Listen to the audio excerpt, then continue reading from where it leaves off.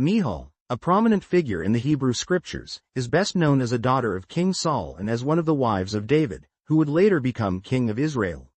According to the literature and teachings found at jw.org, Publications of Jehovah's Witnesses, Michal's life offers valuable insight into the spiritual, political, and emotional climate of early Israel under its first monarch and during David's rise to power.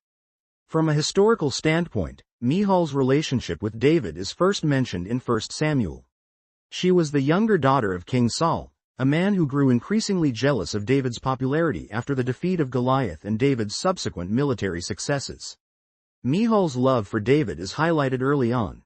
The scriptural account states that Michal loved David, 1 Samuel chapter 18 verse 20, which was noteworthy since the scriptures rarely emphasize a woman's love for a man so directly. This mutual interest eventually led to a marriage, though not without complications. Saul, who was cunning and politically motivated, demanded an unusual bride price from David, the foreskins of 100 Philistines. In Saul's mind, he hoped to see David fall in battle.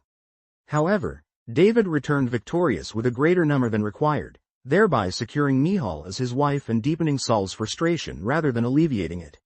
Michal's role as David's wife was soon put to the test. When Saul's hostility intensified, Michal saved David's life by alerting him to a coming assassination attempt.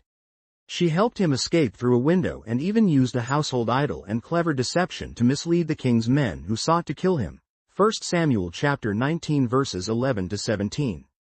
This protective act demonstrated courage and loyalty on Michal's part, suggesting that at this early stage, she might have had a sincere appreciation, not only for David personally but also possibly for Jehovah's will, given David was Jehovah's anointed future king. Jehovah's Witnesses point out, however, that circumstances later grew complicated and strained for Michal.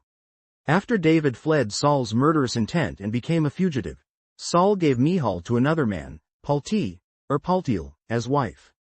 Although the Bible does not record Michal protesting this arrangement, her new marriage must have been fraught with tension since David was still very much alive and, in God's eyes, remained her true husband. During David's extended period on the run and later as he grew in influence, he eventually demanded that Michal be returned to him as a condition of peace with Saul's successor, Ishbosheth.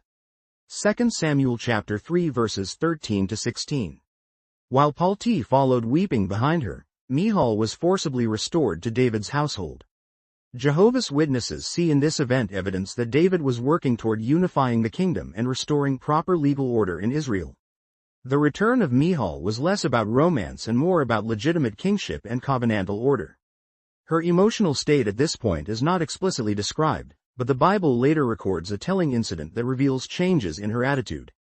When the Ark of the Covenant was brought to Jerusalem with great rejoicing, David danced and celebrated before Jehovah with intense zeal and humility, dressed in a simple linen ephod. Michal watched from a window and felt contempt for his enthusiastic display. 2 Samuel chapter 6 verse 16. Instead of sharing in the spiritual joy of the moment, she criticized David upon his return, accusing him of acting in a way that lacked royal dignity and composure. According to jw.org's resources, this moment underscores a critical shift. Michal's priorities were out of alignment with David's. While David focused on honoring Jehovah, Michal fixated on appearances, prestige, and royal etiquette. Jehovah's Witnesses often mention this account as an example of how internal attitudes can sour if one's heart is not fully supportive of proper worship and humility before God. In response, David defended his actions by pointing out that his celebratory dance was before Jehovah, who had chosen him over Michal's father Saul. This divine choice should have given Michal cause to appreciate David's zeal, but instead, it exposed her lack of spiritual vision. The account concludes with a note of finality. Michal had no children to the day of her death. 2 Samuel chapter 6 verse 23. Jehovah's Witnesses discuss this as both a literal and symbolic consequence. Literally, Michal's childlessness ended Saul's lineage and its influence in Israel's royal affairs. None of Saul's descendants would inherit David's throne. Symbolically, it can be seen as a loss of her legacy within Jehovah's purpose to establish David's line, from which the Messiah would eventually come. Although Michal once demonstrated courage and loyalty by protecting David, she ultimately ended up resenting his wholehearted devotion to God's worship, and that spiritual misalignment had long-term consequences for her place in the sacred narrative. From the perspective of Jehovah's Witnesses, Michal's story serves as a cautionary tale. Her early demonstration of love and loyalty was overshadowed by later developments, where pride and concern for appearances supplanted sincere spiritual support. This narrative is often used to highlight the importance of valuing Jehovah's standards above personal expectations, honoring true worship over social status, and maintaining respect for the spiritual headship arrangement instituted by God. They also stress that Michal's lack of joy in David's faithful worship of Jehovah stands in stark contrast to the many loyal women in the Bible who supported true worship wholeheartedly, even if it meant humbling themselves or foregoing some personal ambition. Please share and like and please subscribe.